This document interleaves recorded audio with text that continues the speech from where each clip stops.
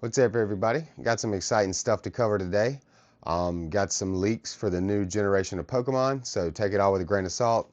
Again, this leaks, so we don't know how true any of it is. It is exciting at least to have some tidbit of something to hold on to.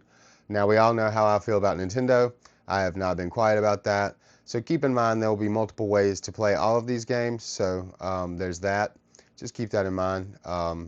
You don't have to support Nintendo and still be supportive of this game. Anyway, there's some stuff about the new generation of Pokemon. I got a couple of videos in the works about the new generation already, but it was previously in an earlier leak. It was called Project Gaia. That led a lot of us to think or believe that it was going to be set in the Greek Isles or something like that, something about Greece. And some of the leaks kind of confirm at least the island motif. So there's that.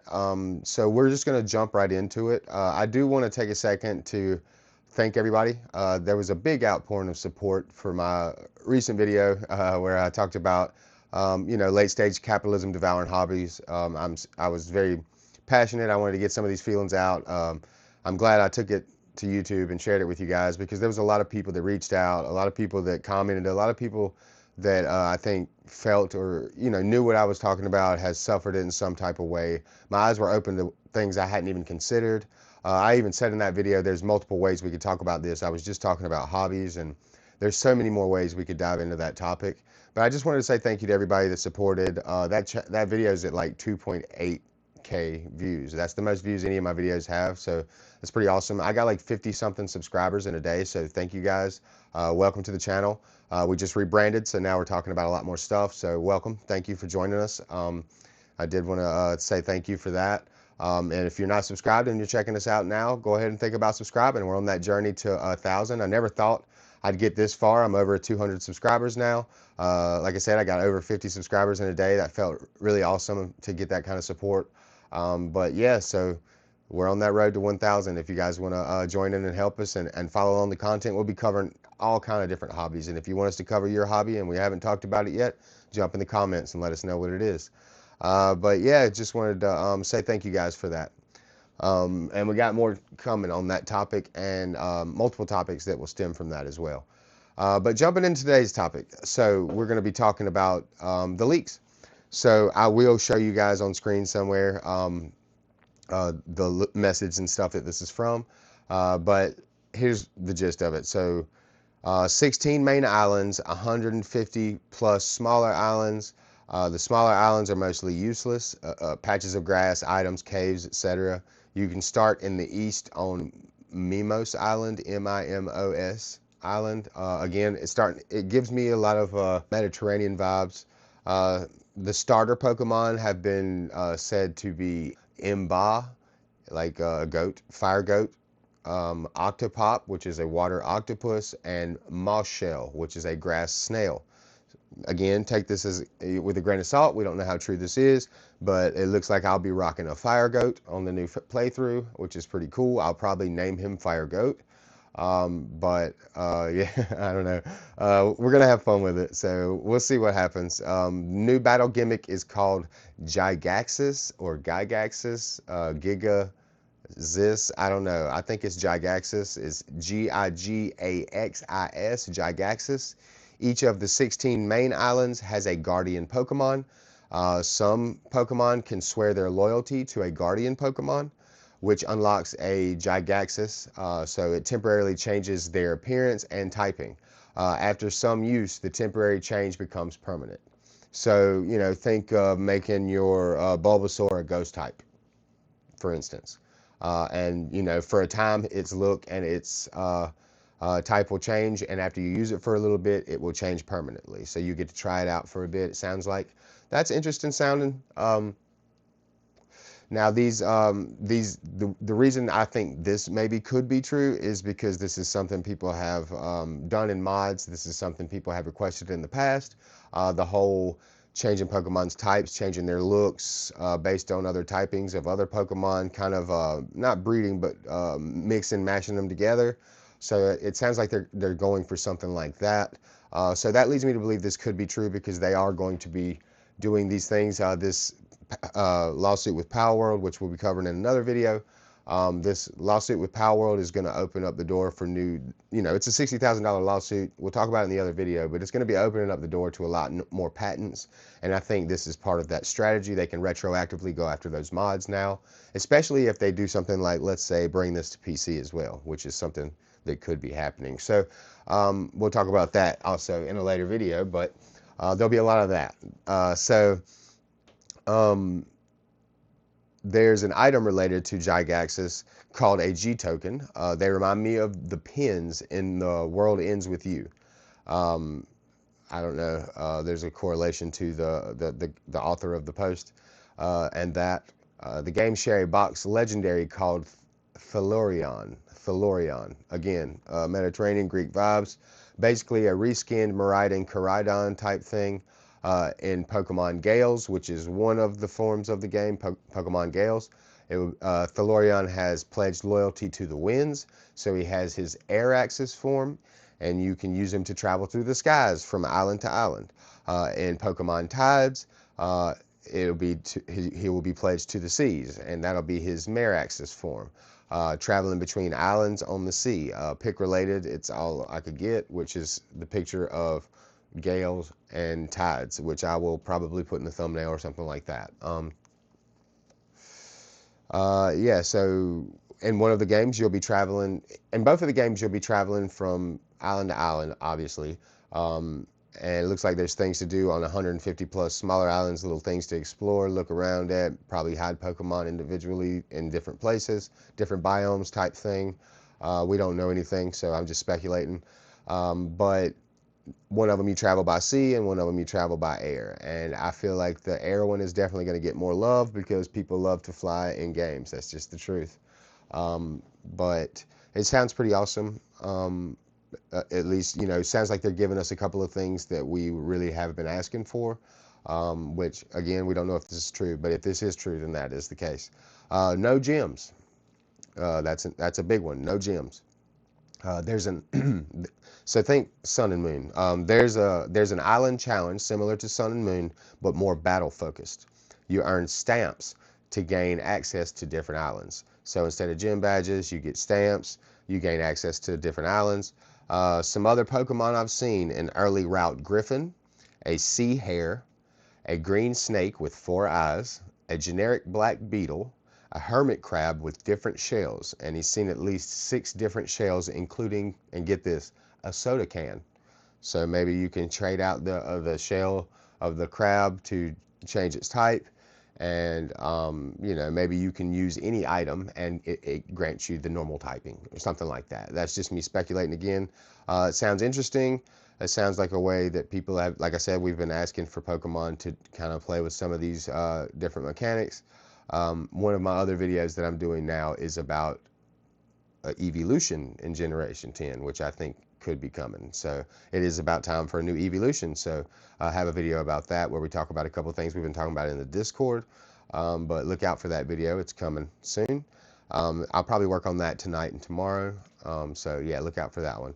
The first Guardian you see is on Mimos Island, and it is a stone lion called Marbleo. Marbleo. So that's what it sounds like it is. So yeah, stone lion. There's some heavy Kanto pandering early on. The game's professor is, and this part is redacted. It doesn't say, it just says the game's professor is blank. No, I don't know why. So this part of the paragraph, I'm going to start it over, but this is they're going into real deep territory here. We don't really know what they mean. So this is all going to be stuff that gets speculated against. Be ready for that. So there's some heavy Kanto patterning early on. The game's professor is blank. No, I don't know why. The first permanent Gygaxes we see is a ground type Charmander, which you just get for some reason. It's brown, closed eyes, and its tail is split in 2. So that sounds interesting. Sounds like you get a ground type Charmander early in the game. It says you just get it for no reason. This sounds like kind of what Pokemon's been doing lately, just making the games really easy, giving you things without merit. Some people complain about that. Some people don't care. They just want to fill the Pokedex. And you know, I think they just want to give people the opportunity to see some of the weird stuff they might be able to make by doing the using the Gygaxis mechanics, and you know, a Charmander with 2 tails, and you know, earlier it said something about a snake with 4 eyes and a sea hare. So it sounds to me like there'll be some opportunities to really change your typing. If you like a certain Pokemon, you might be able to just change the typing of that Pokemon, and that'll be how you battle using it in different gyms, like not gyms, but you know, the challenges. So I mean, that sounds interesting. It sounds like I said, stuff that you know, we've been asking for from the Pokemon company. So I mean, from Game Freak, we've been wanting some of these mechanics and some of these things to just be explored a little bit. Your rival is a girl from your village named Sophia. Short brown hair, slightly tan skin, definitely going to be popular with fans. That's it. See you later. So yeah, this is really interesting stuff. I think this could, you know, potentially be pretty amazing. Of course, it has so many implications for the trading card game. I mean, think about seeing multiple different types of your favorite Pokemon. Think about a set based around just certain types of Pokemon, but they're being flip-flopped into different types. So now you got all fire types and they're all different types. I don't know. There's so many ways they could go with this in the TCG, in the show. I don't know how I feel about some of the stuff yet, but it does sound interesting, if nothing else. And again, that's Pokemon Gales and Pokemon Tides. So one's based on the air and the air axis, and one's based on the sea and the mare axis. The mare axis, that sounds interesting. Sophia, that is a very Mediterranean name, very Greek name. Um, and yeah, it just sounds interesting. You know, this could turn out to none of this be true. This could, you know, sounds like some of this stuff is a little reaching far for the Pokemon company and Game Freak. They usually don't go this far out on a limb. So it's interesting to think of this being a possibility. But again, we don't know if any of it's true. It would have a lot of implications for the TCG. I do expect us to get a new evolution this generation. So again, we'll talk about that in another video. I'm excited to do that. We got a couple different ones we've thought of in the Discord, so I'm looking forward to talking about those. But it just has a lot to think, you know, there's a lot that comes with it for the TCG for me. It's just my brain goes all kind of places, and the creator in me, you know, because I'm writing some D&D campaigns now that are based in the Pokemon universe, so it's like D&D Pokemon crossover, and so this just has great implications for some of that storytelling, and I don't know, I'm excited.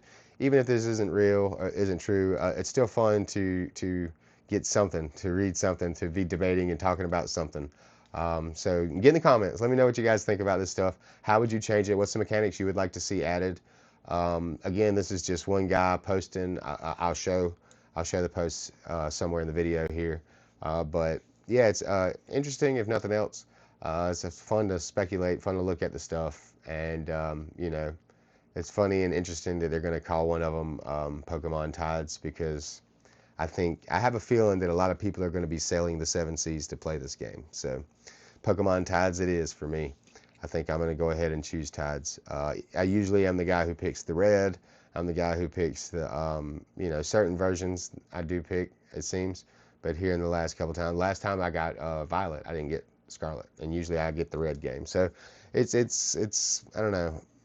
We'll see what I get. I'll probably get both of them so I can get all the Pokemon, and we'll play them on the channel, and we'll have a good old time picking it apart and debating it, looking at the bugs, and talking about it. I'm sure they'll make a version for the Switch 1 and the Switch 2, because the CEO literally said if you can't afford the Switch 2, buy the Switch 1, which is so shitty. But you know, so they won't want to miss out on those people that want to play it. So there will, I'm sure, be a version on the Switch 1 as well. And yeah, I look forward to playing it either way, however I play it. It won't be on the Switch 2, I can guarantee you that. But yeah, what do you guys think? Jump in the comments, let me know. If you're not subscribed, subscribe, like the video, comment, all that good YouTube stuff. We're trying to get to 1,000. Help us get there. So yeah, thank you for everything. Thank you for all the support on the recent videos. We got a lot of cool, interesting stuff coming at you. Been doing a lot of work on my little side project. I'll be bringing you that soon. I want to talk about it, but I at least need to purchase everything and get everything under my proper ownership to do that before I talk about it in length. And once all that's done, I won't mind revealing what it is and what I'm looking to do. There will be copycats, so I want to make sure I get ahead of some of that stuff. But yeah, I'm excited about that project, and I'll be bringing more of that to you soon. Sorry I haven't been posting as much lately, but I got a plan. I'm going to start posting more like I was doing before. Got a lot of stuff to talk about. There's a lot of games, a lot of hobby stuff, a lot of different things. I want to start talking about Warhammer and Trench Crusade and models and all this other stuff. And so far it's just been gaming and Pokemon, and I want to kind of bounce around a little bit more. So thank you guys for all the support. All you new people, thank you for joining up, man. The support you guys showed from my video the other day, it really was awesome. That was my first real video, is Infinite Interests. So welcome back if you're returning, and if you're new, again, subscribe, follow along. We got a lot of exciting stuff to come. I'm still learning this whole thing, so don't be scared to criticize, and let me know what you think I can do to improve. And appreciate you guys. We'll check you on the next one. Y'all be good. Later.